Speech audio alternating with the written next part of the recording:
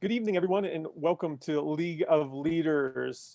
Zach Sooty, Al Fragnoli, joined by Peter Gabriel.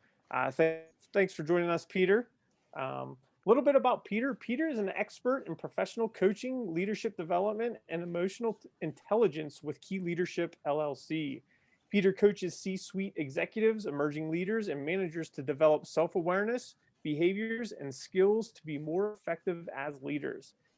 Peter also coaches corporate executives for the Executive Leadership Academy, the Advanced Leadership Initiative through Carnegie Mellon's Tepper School of Business.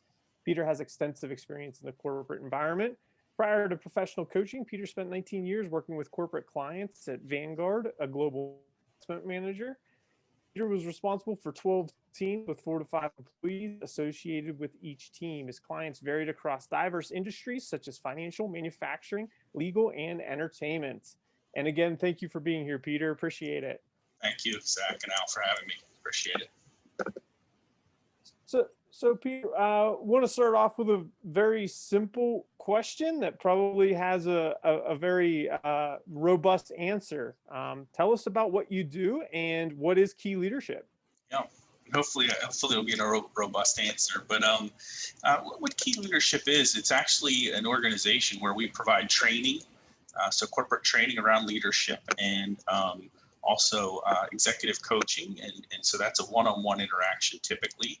And we can marry the two together where we might have a leadership development program where we're talking and training about leadership, things like transformational leadership, authentic leadership, servant leadership.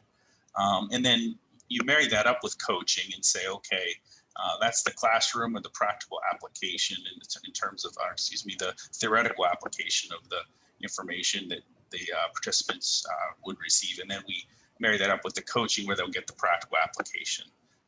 Where you're going to actually take the information you learn and make it more specific to the individuals in the circumstances and the environment and the setting that they might be operating in. That's awesome. Thank you.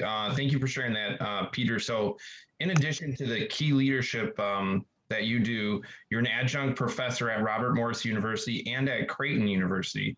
What do you love most about being a professor, and what are some of the most important lessons for young leaders to learn early on in their careers?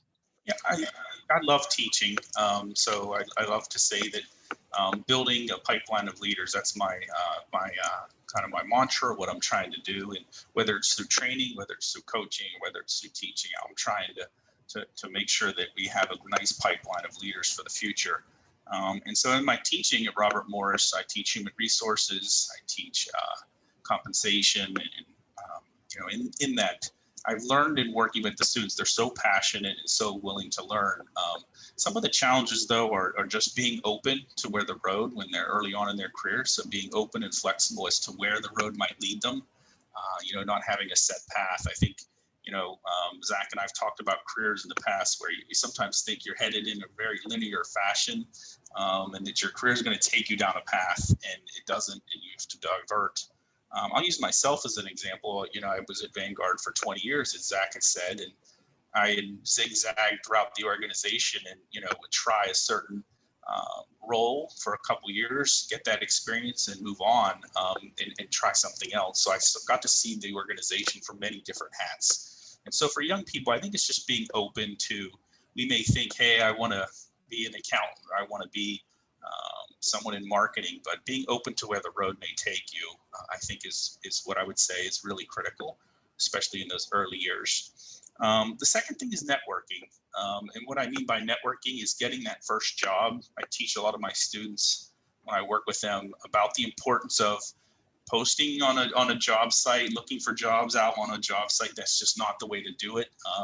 You want to make connections. So if you can get into LinkedIn and see who the hiring manager is, or even see who the recruiter is at a company, maybe target 10 to 15 companies that you're really curious and that you think you have passion for, and try and make those connections and get meetings, meaning if they're, whether phone calls or whether they're discussions over Zoom, trying to make that personal connection and say, hey, I'm interested in your company, love to talk to you about it. And so I've successfully worked and coached my students to make sure that they're making that personal connection. That's some great advice. and you know, we share that here. You know, take opportunities. You never know where it may lead. Maybe better than anywhere you even thought you could go. So you know, be open-minded to those opportunities. So appreciate you sharing that with us. And Peter, just to talk about you a little bit, you're consistently giving back by taking on volunteer roles with wonderful organizations. You've held multiple board of director positions, including president of the Pittsburgh Human Resources Association and president of Pittsburgh International Coaching Federation. What is so special about giving back and being a servant leader to you? I think it's about the people, Zach, you know, and Al, the people we interact with and get to work with, you know, whether it's doing community service. And what I mean by that is there's nothing like getting to know someone. And we were just talking about networking, but I could tell you that as I was trying to get to know people in the Pittsburgh region, I had relocated from Philadelphia to Pittsburgh back home and wanted to expand my network, but there's nothing like going out with a group of people and maybe volunteering and to clean up a park, right? And the stress is off around how to make that small talk. You can make it about the event, right?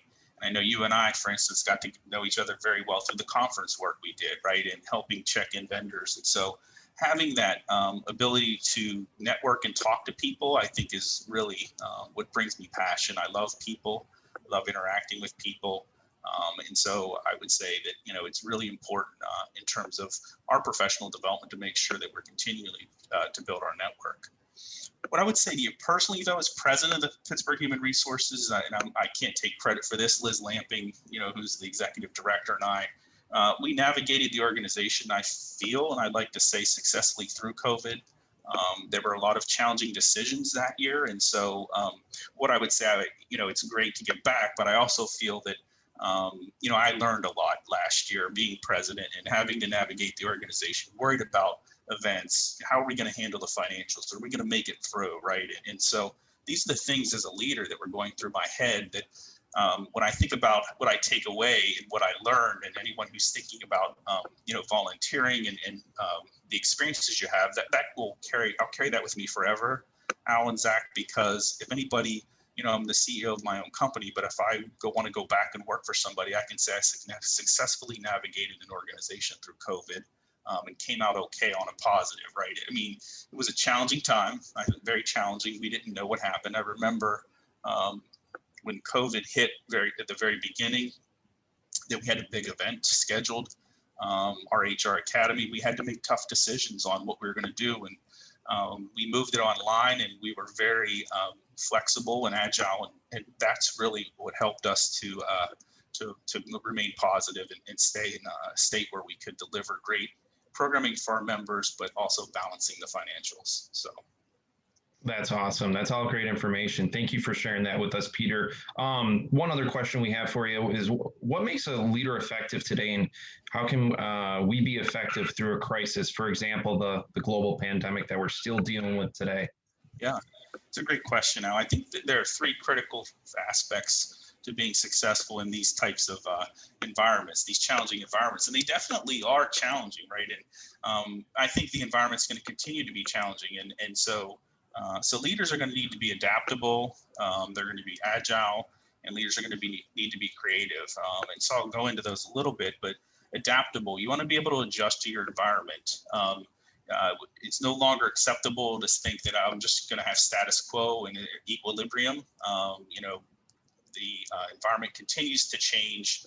It's volatile. You know, it's uncertain. There's a lot of complexity to it. So we want to make sure that we are adapting to that environment. And so continually scanning the environment, looking for things that are changing in your own markets, you know, in my coaching market, in my training market, so that we can stay ahead of the competition, I think is important. But also those, to your point out, those things that happen that are just, you know, shocks to the system, we have to be ready for those and be adaptable when those happen. The other thing I'll say is in terms of agility, we want to move quick. And I always say this, quick with caution. It's not a, hey, let's just move quick to move quickly, but let's make sure that we are being very deliberate and very conscientious about how we're moving. So, you know, when I just was talking and expounding on the presidency of, when I was president of the PHRA, we had to make quick decisions. There was no tomorrow, right? These decisions had to be made in microseconds, right? And so we did a lot of scenario playing, game theory and scenario planning, and saying, okay, what's it look like? And so you want to move quickly, but you also want to think about think about the options and think about alternatives as much as possible when you're doing that, and then make a decision, and then go with it.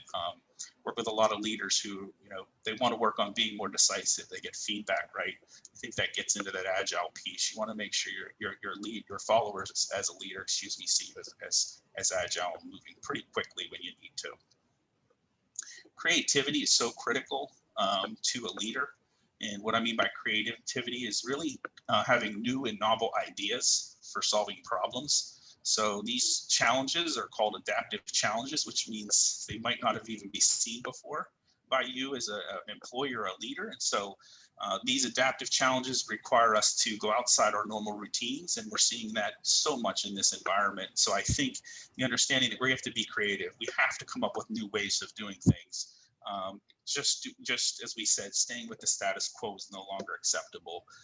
How can we think of alternatives? How can we think of other ways? How can we think outside the box to be more creative? Thank you, Peter. That's some great. I love what you said. Quick with caution. That is something that I will certainly remember. And being agile and adaptive, creative. I think that's all things as a leader that would be effective through a crisis as a global pandemic. And kind of rolling into the different types of leadership. Al and I talk a lot about servant leadership, and there's also the new paradigm of leadership is authenticity, and then you also have your transformational leadership. Maybe if you could just share with us, your expertise on any one of the three, whether it's authentic leadership, transformational leadership, or servant leadership, and maybe how they're may even overlap, if you will. Yeah, there's a lot of overlap in them. And I always say, Zach, that you want to make sure you're picking out the right tool.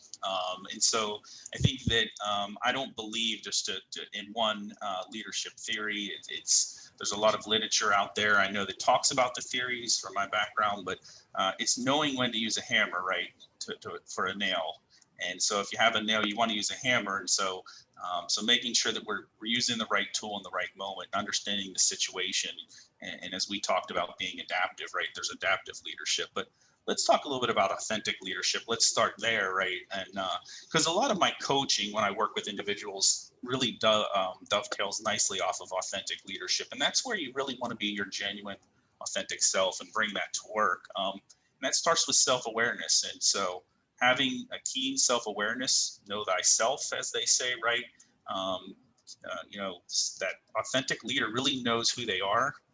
And so knowing what your strengths are, what your weaknesses are, and being willing to kind of display those and have others understand that these are things that you do well, and maybe some things that you're working on, I think is the foundation, right? In terms of self-awareness is the foundation of leadership. So that's kind of like the cornerstone or the bedrock to me of authentic leadership.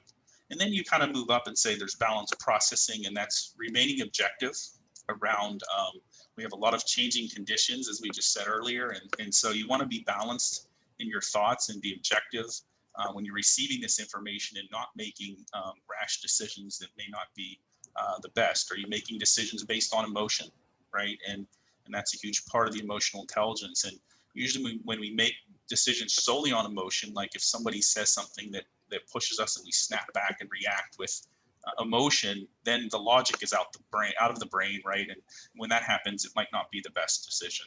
So we want to talk about that balanced processing, making sure we're balanced, we're grounded as a leader.